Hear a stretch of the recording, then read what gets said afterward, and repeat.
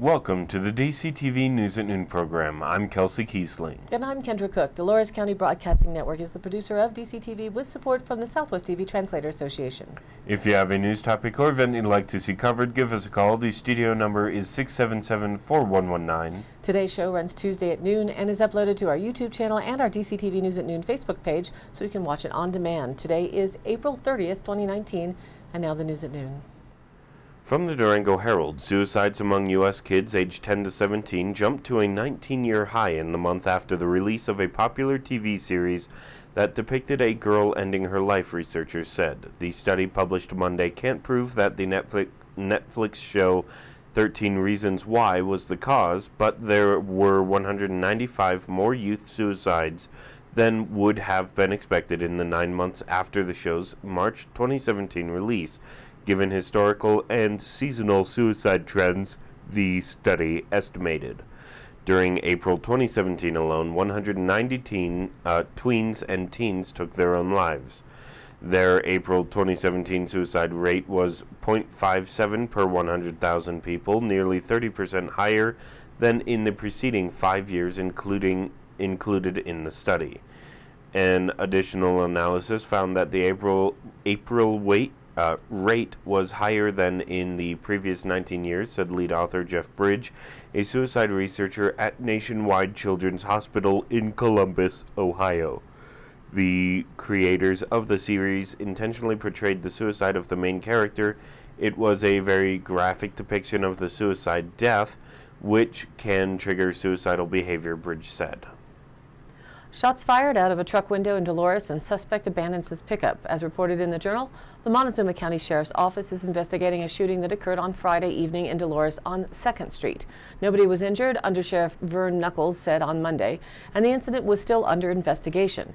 He said about 6:20 p.m., a man in a white pickup allegedly fired 2 shots out of the passenger window, striking an occupied Chevy Impala parked on 2nd Street in front of the Dolores Chamber of Commerce.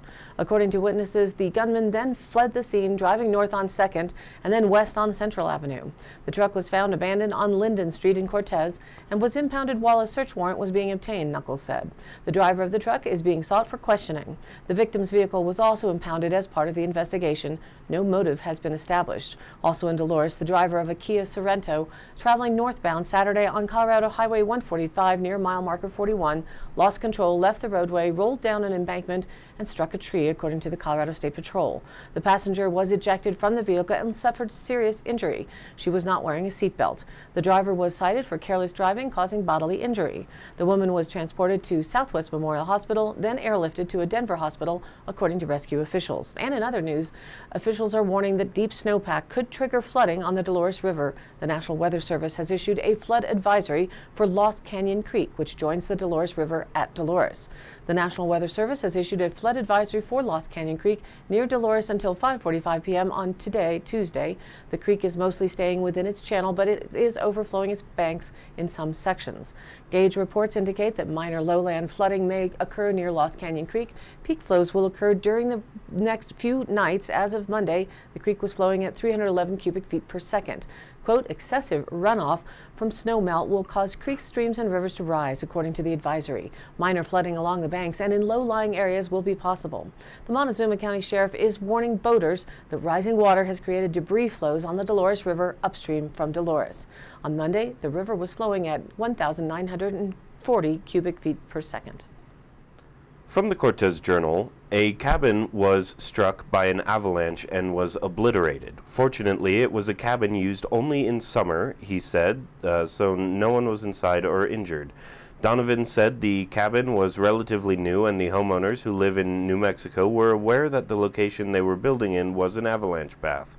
Donovan declined to give the exact location of the slide, but he said the avalanche path has a 1 in 50-year probability of running. They basically built it in an area with the understanding it was a known slide area, he said. Attempts to contact the homeowners were unsuccessful Monday morning. Donovan said road crews were still clearing the county roads around Silverton, so access to the cabin was difficult. The Durango Herald reported on a missing man who was found. Unfortunately, that Durango man who had been missing for weeks was found dead this past Friday after authorities found him inside his car several hundred yards down Smelter Mountain. Jan Smith, La Plata County coroner, said an autopsy will be performed Tuesday on David Mondragon, age 31, to try to understand more about the circumstances around his death. It appeared Mondragon drove to the top of Smelter Mountain up County Road 212, where a number of radio towers are located. The car then went off the mountain, traveling about 200 yards down the hill, Smith said. Authorities are unsure why the car went off the hill. We're not sure at this time if it was accidental or not, she said, but it went off. Smith said it appeared Mondragon died 2 or 3 days before he was found. The search for Mondragon started earlier this month as family members attempted to locate him. His family declined to comment for this story. A poster said Mondragon was last seen around 9 p.m. on April 10th, leaving Steamworks Brewing Company and driving a silver 1998 Toyota 4Runner. Smith said hikers Friday spotted a few items on the top of Smelter Mountain, and they notified police. Durango police were then able to determine the items belonged to Mondragon and search the area for him. Smith said it appeared Mondragon died from the injuries of the car going off the hill, but authorities will know more after the autopsy on Tuesday. She said foul play is not suspected. Mondragon was in Hilltop House, a community correction center in Durango, she said. From the Durango Herald, quarantines in California, fines in New York City, orders for some people to avoid public places in Rockland County, New York, as an outbreak of measles surges across the United States. With 704 cases this year and counting, some local health officials are trying to deal with contagion in unvaccinated communities by turning to extraordinary police powers from the past.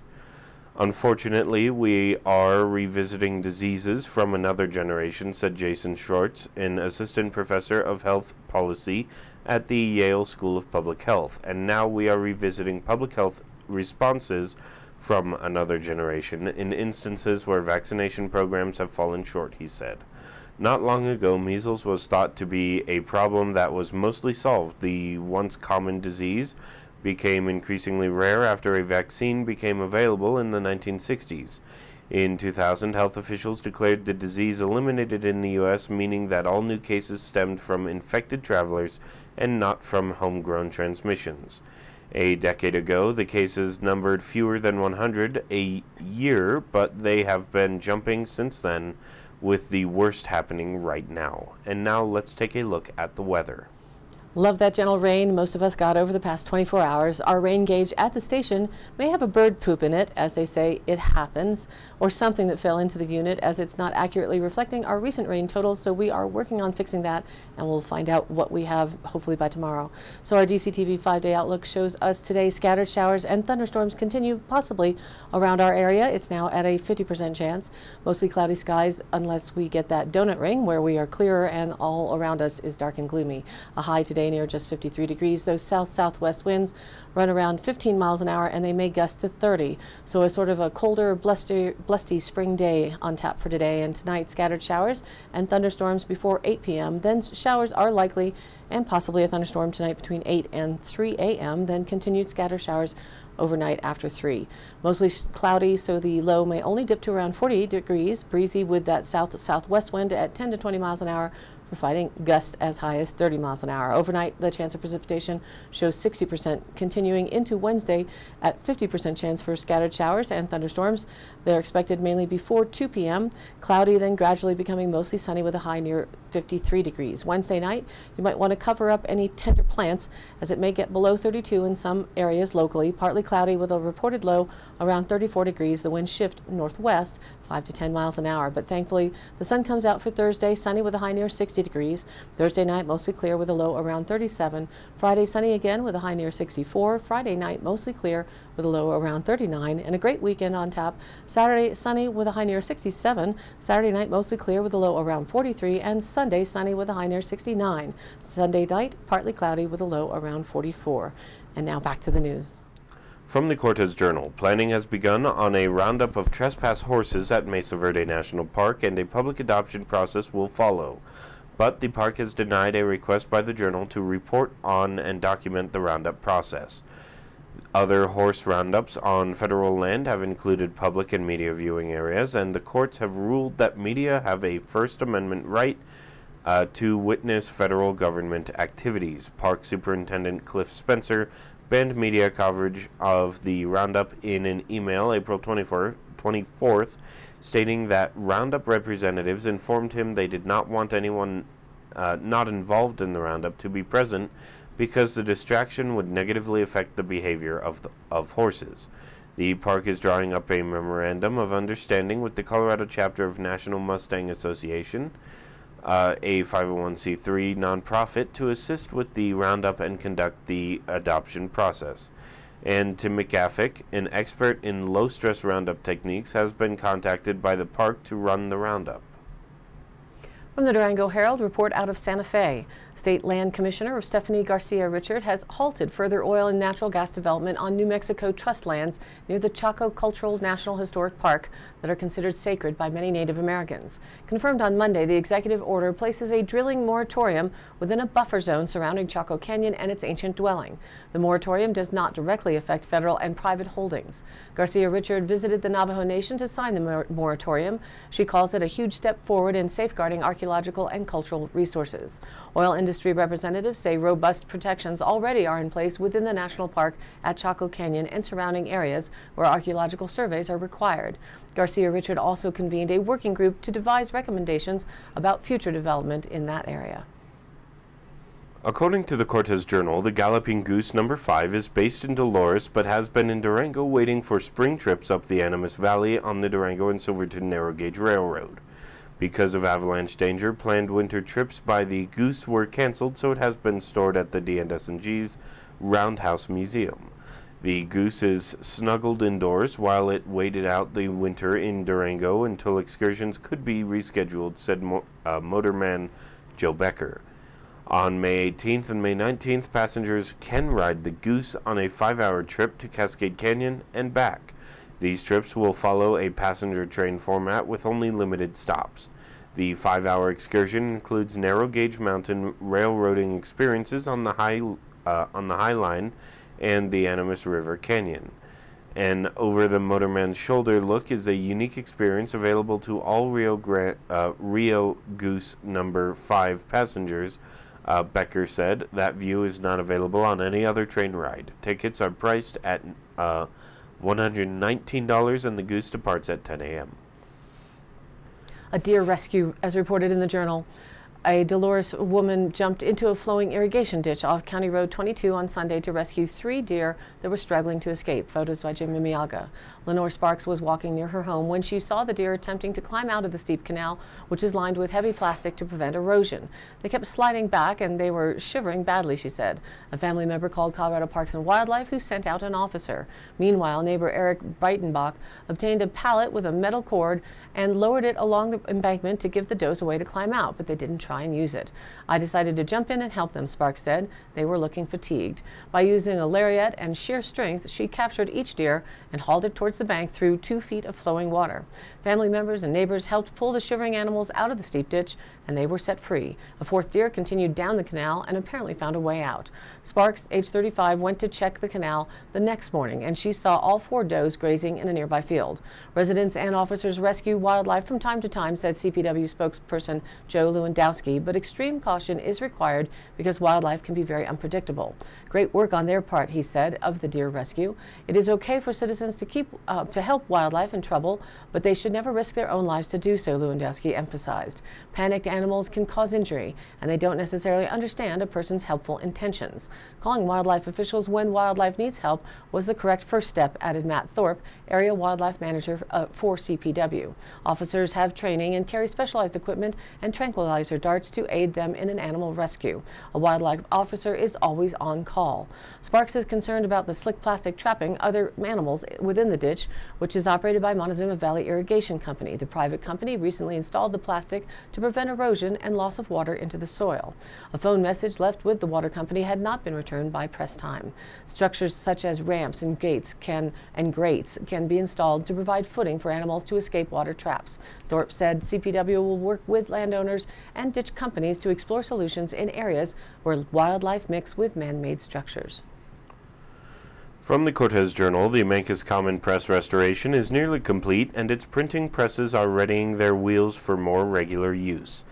The Common Press is a nonprofit dedicated to the restoration of the Mancos Times-Tribune building along Grand Avenue and the printing press-related artifacts within. Once complete, the site will be used as a facility for students and graphic artists. The Mancos Times was founded in 1893 as the town's first paper, expanding in 1906 to become the Mancos Times-Tribune. 4 years later, the newspaper office moved to its current spot on Grand Avenue, which also housed a print shop, until the 1970s when the newspaper moved to digital production. It remains well preserved from its original days, though. Decades later, historic preservation students and faculty from the University of Pennsylvania were doing preservation work outside Mancos when they came across the Mancos Times-Tribune building. Upon finding its preserved interior, the group prepared a historic structures assessment and conservation analysis of the interior and exterior. Their findings inspired a group of locals to form the Mancos Common Press in 2013. It operates under the fiscal sponsorship of Mancos Valley Resources. Today's High Canyon Country happenings. This Saturday, May 4th, the Dove Creek Chamber is hosting a Kentucky Derby Run for Your Money. Come out to the State Line Bar and Grill and pick a winner of this year's Derby race. It's a 50-50 fundraiser for this year's Pick and Hoe. Entries can be made starting on Thursday, but you must have yours in by 4:30 p.m. May 4th on Saturday. Enjoy a fun time at the State Line and help the 2019 Pick and Hoe as we all work on, quote, bringing it together for a fantastic celebration. Pick and Hoe will be Thursday, July 4th, with the usual parade and Weber Park celebrations capped off by a fireworks show put on by our volunteer fire department. As there were new funds raised this past year, we all need to dig deep and help put this 64th annual event on with the pride of our community. For more details, you can contact the Chamber at 970-560-2856 or email manager@dovecreekchamber.com. May 4th in Durango, the 11th Annual Dandelion Festival is a free all-ages concert and celebration of spring, plant medicine, and the movement for organic parks in Durango, featuring Positively Grounded, Colorado Roots Reggae Band, Niceness, and many more bands and performances to be announced, as well as Healing Dome Play Shops and yoga, a maypole dance, Carver's Dandelion Beer Garden, local organic food, local vendors, a thrift store, all presented by Turtle Lake Refuge. This festival is intent on celebrating our connection to each other and our local landscape, and to align with the vibes of life at Mid-Spring, Beltane, riding that upwelling of energy spiraling forth into the sunshine, they say. Just like the dandelion, a potent source of pollen for the bees, food and medicine for our bodies, and sunshiny smiles after a long winter. This is a party with a purpose, a co-created music and art festival celebrating our local abundance, our strength in community, and our inspiring creativity, all of our collective care for local public lands. And that's at Rotary Park in Durango at 1 p.m. on Saturday. Also May 4th, the Wild Edge Brewing Collective presents a night with Still Vaughn starting at 7 p.m. It's part of The Conversation Tour. Originally, he hails from Kentucky. His first two records, Hold On Through Sleep and Dreams and Love Like a Mule, were in the top 10 on the American charts. He has toured with the likes of John Mellencamp, John Fogerty, James McMurdy, Marty Stewart, and opened for a Def Leppard Journey, Co-Bill, to name a few. Vaughn made his way to LA via Nashville, where he now resides. His music has been featured in major motion pictures and television series such as True Blood, Friday Night Lights, Shameless, The Office, The Open Road, and composed music for David Lynch's Webby Award-winning internet series, Interview Project. Vaughn helped develop, co-produce, and co-write Sketches of American Music, the debut EP by Dwayne Betts, son of Allman Brothers Band guitarist Dickie Betts. He also co-wrote with Dwayne and Devin Allman, Greg Allman's son, for their debut album as the Allman Betts Band. Stoll's latest record, The Conversation, was co-produced by Carl Brommel, guitarist of My Morning Jacket, and Mike Wanchik, Mellencamp's longtime guitarist and co-producer. The album's title, Stoll says, signifies, quote, being in a continual conversation regarding people, God, and the fears we all carry around, and how music interplays with everything emotionally and spiritually. It's a $5 cover charge to support local music at Wild Edge in Cortez.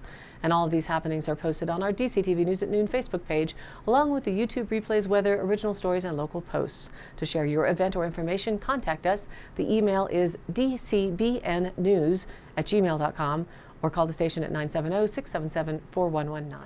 Thanks for tuning in. News at Noon airs at noon Monday through Thursday and then is available online on our YouTube channel and our DCTV News at Noon Facebook page on demand. Be sure to like us there on Facebook and join in on the news of our area, and of course, please share it with a friend.